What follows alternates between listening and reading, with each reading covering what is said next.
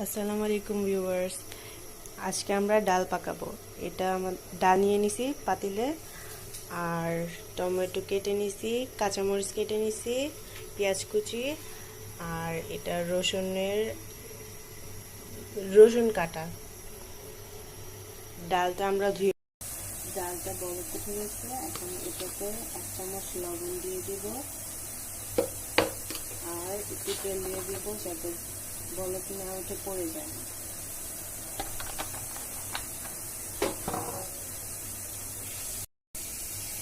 আর অল্প একটু পেঁয়াজ দিয়ে দিব।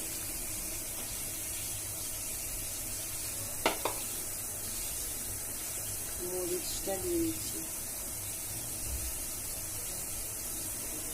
ডাল বাগার দেব। প্রথমে তেল পরিমাণ মতো, তারপরে আমি জানি আপনারা সব জানেন, তারপরেও যারা আপনারা নতুন আছেন কি কি দিতে হয় ডালে হয়তো আপনাদের প্রয়োজনে লাগবে, এই জন্য আপনাদের একটু শেখার প্রয়োজন। কি কি দিলে একটু বেশি, কি কি ইউজ করলে একটু ডালের স্বাদটা বাড়ে।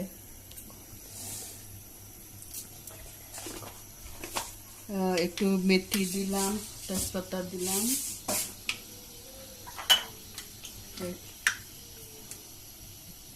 একটু জিরা দিলাম,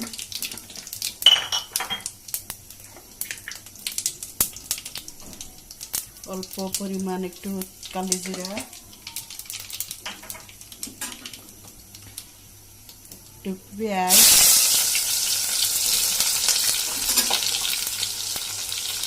আর রসুন কুচি।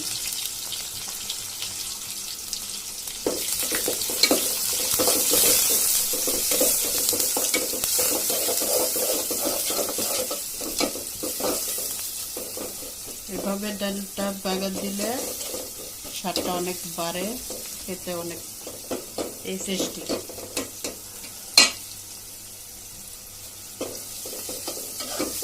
আমার রসুনটা অনেক বেশি কোচানো হয়ে গেছে, আপনারা পারলে আর একটু মোটা করে নিতে পারেন।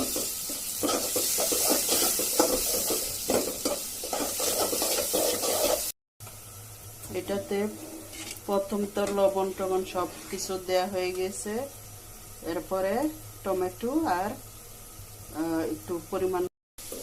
এইভাবে আপনারা পেঁয়াজ রসুনটা একটু বেশি গাঢ় করে নেবেন, ভেজে নেবেন, তাহলে ডালটা ফ্লেভারটা ভালো হয়, অনেক ভালো হয় খেতে, অনেক ফ্লেভার আসে ডালটা।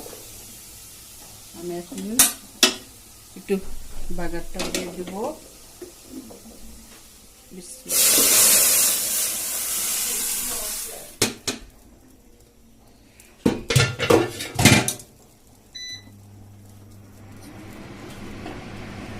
আস্তে আস্তে নেড়ে দিব।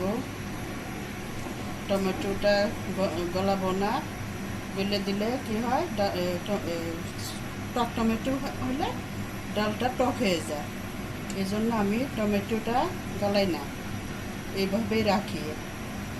আজকের ডালটা আমি ঘুটা দিই নেই, আস্তে একটু সাবা সাবা থাকবে, এইভাবে এরকম থাকবে।